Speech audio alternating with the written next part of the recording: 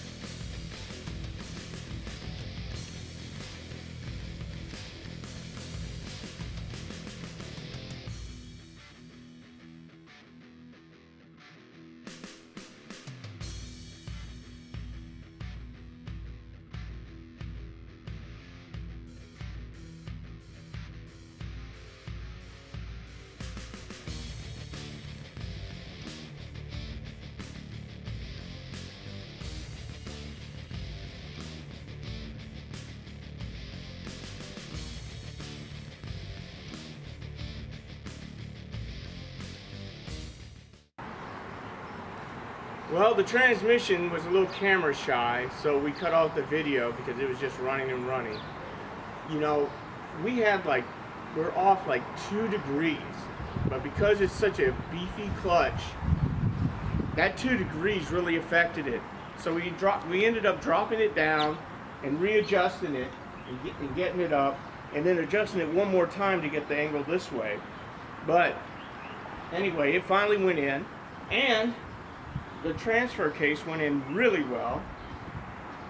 We were waiting on a measurement of the installed distance on the M35A3. I got a call in, you know, emergency hotline for steel soldiers to get the installed height, because I cannot because I cannot get this thing to open up more than 5.5 inches, and somebody had said there was 6.5 inches. So I need to know that, because I need to place these transaction cross members in the right position and then drill the frames. And you know how I hate drilling flanges, so I want it right the first time. What is relatively interesting is how close this is to the center line of the original transfer case. The transfer case center line is right here.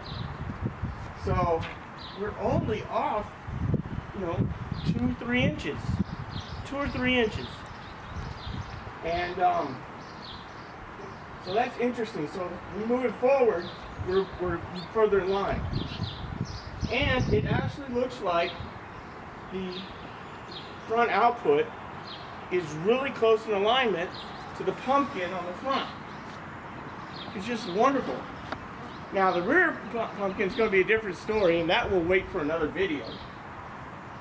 And right now, I'm trying to, since we're not sure on the length there, I am working the alignment here, and I'm designing the mounts. And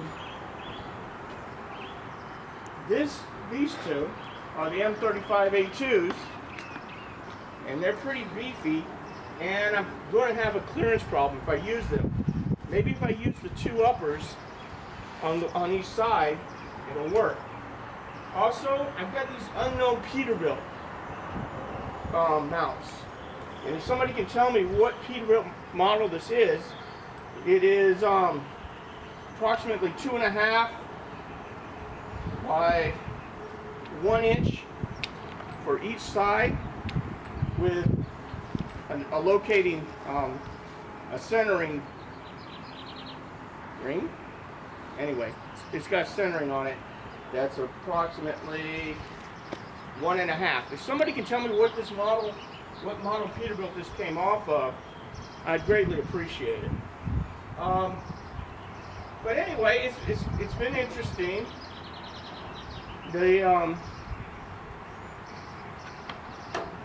The modified cherry picker here worked out real well.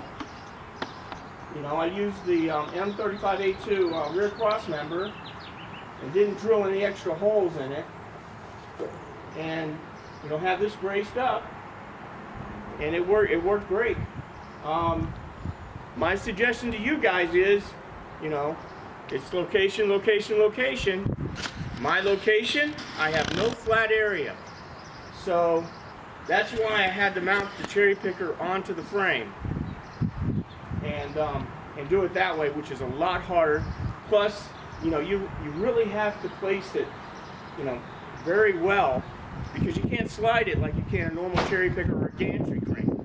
If I had the gantry crane, that's what I would use. And flat surface, guys, don't go through as much hassle as I have. But I did actually manage to get it in the right place both times. I just measured and set it up.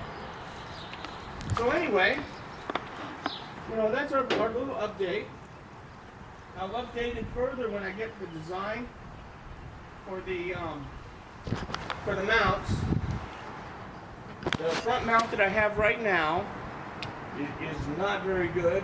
I don't have really any place to put an isolator, so I'm back in the planning stages. Any suggestions you guys got? Jeep Sinker and Hank's Deuce has some really good mounts on them, and I'm pulling from those. But if you have some others, let me know. Otherwise, just stay tuned and I'll come up with something. Again, like and subscribe. It helps me out, and plus it puts my video up higher. Thank you.